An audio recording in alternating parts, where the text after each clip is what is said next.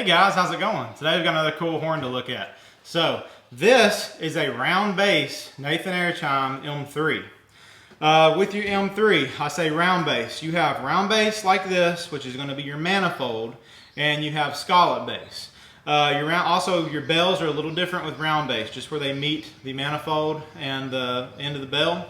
So round bass is older, your scallop bass came after, a little newer.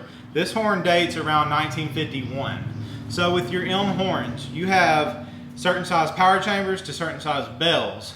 On your like M3H, you have like you might have a number 2 power chamber with a size 3 bell, whereas this you've got a number 1 power chamber with a number 1 bell, 2, 2, 4, 4. So you've got 1, 2, and 4 are the bell and power chamber sizes on this horn.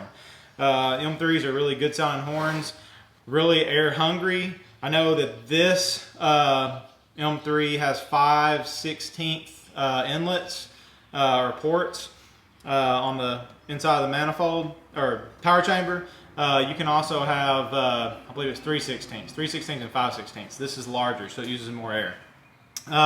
With these horns also, you have screw-on back caps, and inside you have a clapper disc for the diaphragm. It consists of, I'm not sure how many leaves it is, but it's like several different thin leaves that are bolted together to make the diaphragm.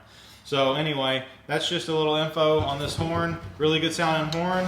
I know in the video I'm using 80 gallons of air, and I use almost all of it, so just keep that in mind. This thing uses a ton of air. Anyway, y'all enjoy this. This is the Nathan Airchime round bass M3.